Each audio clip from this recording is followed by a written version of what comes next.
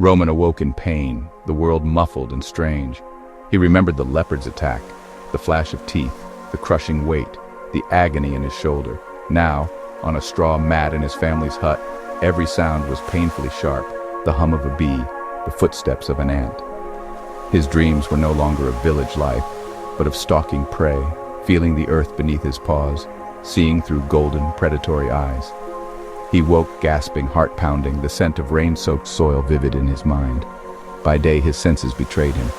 The smell of yams was overwhelming. His sister Lyra's breathing was audible from across the hut, and he could see in the dark. Lyra sat by him, worried, telling stories to soothe him. But her scent now mixed with something else, the scent of prey. He flinched, ashamed, fearing the wildness inside him was taking over. Roman wondered if the boy he once was had been lost forever.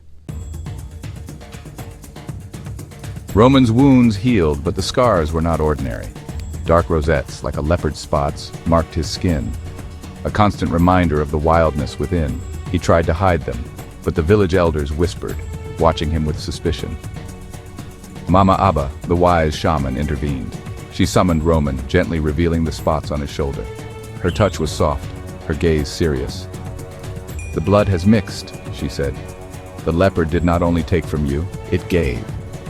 Roman hoped for a cure, but Mama Abba offered only truth. In the struggle, a bond was forged. "You now carry its spirit," she warned. "This is a powerful, dangerous path."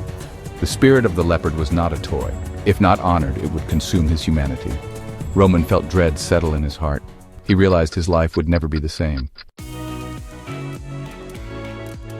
That night, the tribe gathered by the fire as drums echoed through the clearing. Mama Abba chanted, telling the ancient story of the bond between man and beast. She spoke of a prophecy: when human and great cat blood mix, a being of two souls is born, one who walks as man but sees as the jungle. This person is not cursed, but in danger. The animal spirit could overwhelm the human soul. Balance must be restored. Roman carries the blood of Quasitubasa, the leopard king, Mama Abba declared.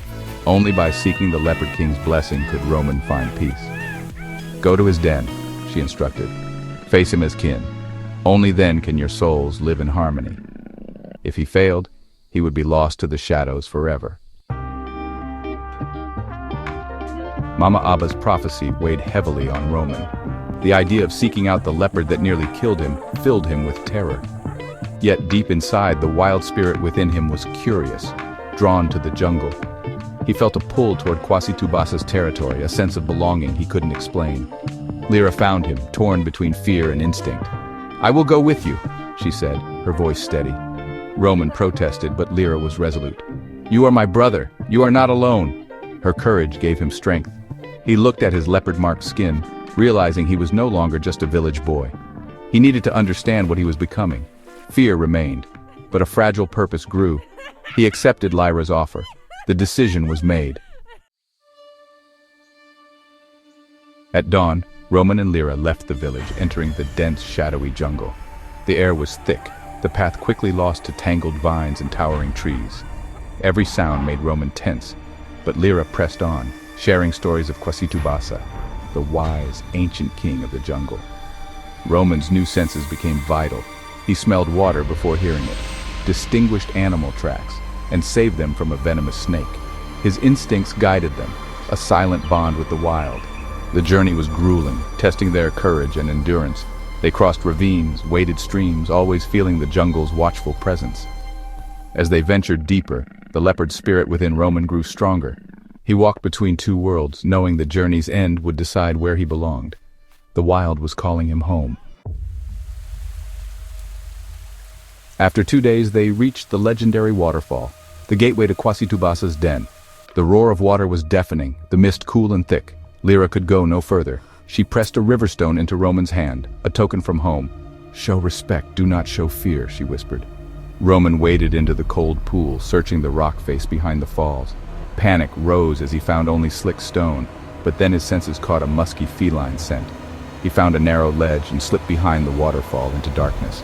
Inside, a glowing cave awaited, filled with the scent of leopard. At the far end, Quasitubasa rested on a high rock, massive, regal, golden eyes watching. The leopard king had been waiting.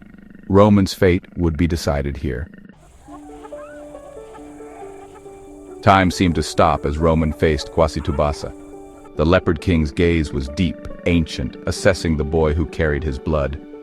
Roman remembered Mama Abba's warnings. He must show respect, not fear. He knelt, head bowed, exposing his neck in submission, clutching Lyra's stone. He let go of fear, opening his spirit to the wildness within. The great cat approached, nudging Roman's scarred shoulder. A deep purr vibrated through Roman's soul, a sound of acceptance. Quasitubasa's golden eyes met his, wise and gentle. A single tear from the Leopard King fell onto Roman's cheek. In that moment, the chaos inside Roman stilled. Man and leopard spirit found harmony. The blessing was given. Roman returned home forever changed, a bridge between two worlds, marked by the leopard's tears and the spirit of the jungle.